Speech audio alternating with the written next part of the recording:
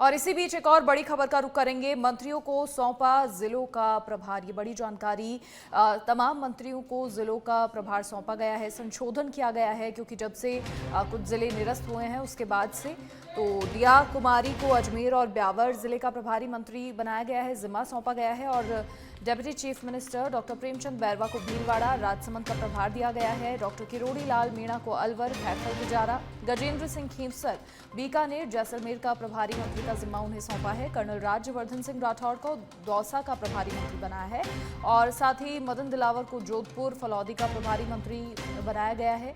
मंत्री कन्हैयालाल चौधरी को नागौर, डीडवाना, कुचामन सिटी का जिम्मा सौंपा है। संसदीय कार्य मंत्री जोगाराम पटेल को जयपुर का प्रभारी मंत्री बनाया है। सुरेश सिंह रावत को भरतपुर, डीग का प्रभार सौंपा है। अविनाश गहलोत को चूरू, झुंझुनू और साथ ही सुमित गोदारा को श्रीगंगानगर, हनुमानगढ़, जोराराम कुमावत को बाड़मेर, बालोतरा, बाबूलाल खराड़ी को बांसवाड़ा, डूंगरपुर, हेमंत मीणा को उदयपुर सरोवर के प्रभारी मंत्री का जिम्मा सौंपा है। वन मंत्री संजय शर्मा को सीकर का प्रभारी बनाया गया है। मंत्री गौतम कुमार दत्त को कोटा, सवाई माधोपुर का प्रभार सौंपा है। झावर सिंह खर्रा को पाली, हीरालाल नागर को टोंक, बूंदी, मंत्री ओटा राम देवासी को झालावाड़ और बारा, मंजू बागमार को प्रतापगढ़, चित्तौड़गढ़ और साथ ही विजय सिंह को कोटपुतली, बहरोड के प्रभारी का जिम्मा सौंपा है। के बिश्नोई को सिरोही, जालौर का प्रभार दिया गया है। तो ये बड़ी जानकारी। राज्य के जो 9 जिले हैं उनके निरस्त होने के बाद सरकार ने जिलों के प्रभारी मंत्रियों की सूची में ये संशोधन कर दिया है और जो निरस्त जिले हैं उनके प्रभारियों को हटाया गया है और कुछ मंत्रियों के जिले भी बदले गए हैं।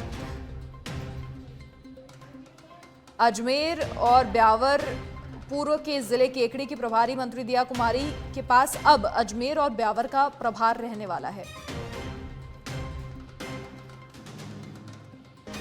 अधिक जानकारी के लिए हमारे पॉलिटिकल एडिटर लाल सिंह फौजदार फोनलाइन पर जुड़ गए हैं। लाल सिंह, देखिए, राज्य के 9 जिले निरस्त होने के बाद सरकार ने उन जिलों के प्रभारी मंत्रियों की सूची में भी संशोधन कर दिया है। साथ ही जो निरस्त जिले हैं उनके प्रभारी हटाए गए हैं और सभी को जिम्मेदारियां एक बार फिर से दी गई हैं।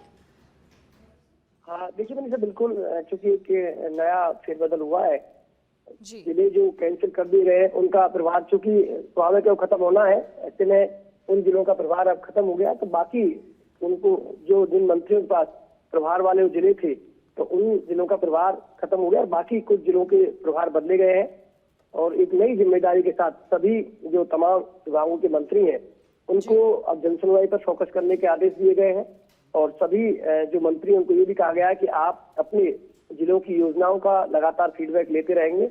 फोकस ये है कि कैसे सरकार की योजनाओं को जमीनी धरातल पर लाया जाए मनीषा, और कैसे जो जनता की अपेक्षाएं उन पर खरा उतरा जाए।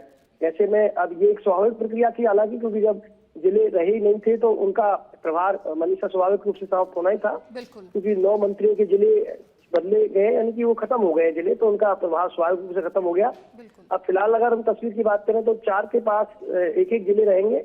41 जिले हैं पूरे, उनमें 33 प्रभारी मंत्री लगते ही प्रभारी मंत्री लगाए गए हैं।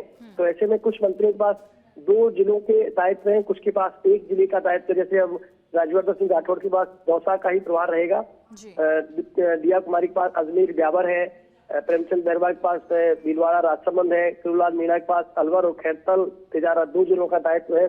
ऐसे ही मंत्री जोगाराम पटेल के पास अब केवल भरतपुर का, क्योंकि केवल जयपुर का दायित्व है, क्योंकि उससे पहले जो जयपुर में दूदू जिला था वो खत्म हो गया। इसके साथ ही सुरेश सिंह रावत के पास 2 जिले भरतपुर और डीग का दायित्व है। साथ ही संजय शर्मा उनके पास सीकर का है, झावर सिंह खर्रा उनके पास पाली का है और बाकी जो मंत्री हैं उनके पास 2-2 जिलों का दायित्व है मनीषा।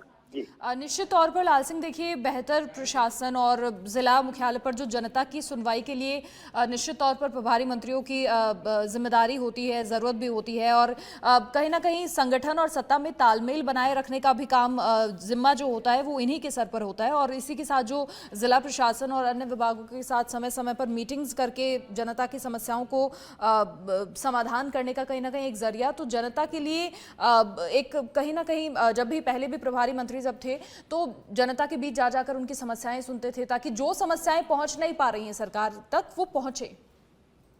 हाँ देखिए, बिल्कुल भाई साहब ने ठीक कहा। एक तो समन्वय, ये बहुत ही महत्वपूर्ण बिंदु है, क्योंकि सत्ता और संगठन में समन्वय होना जरूरी है।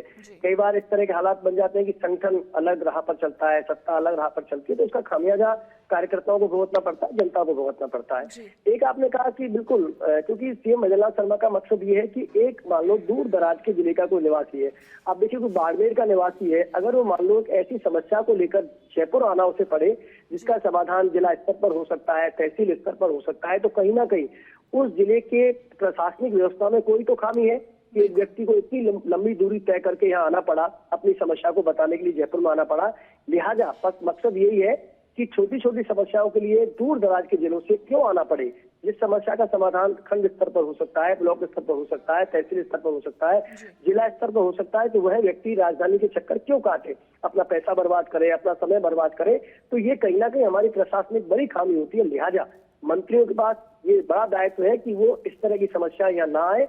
लिहाजा जन सुनवाई पर एक फोकस किया जाए ताकि वहीं पर उन जो लोगों की समस्या उनका समाधान किया जा सके। जी बिल्कुल लाल सिंह, बहुत शुक्रिया आपका तमाम जानकारी साझा करने के लिए। तो ये तमाम जो जिलों के प्रभारी मंत्री हैं, जो लिस्ट पहले से थी, संशोधन किया गया है और कुछ मंत्रियों का जो प्रभार है वो यथावत रखा गया है।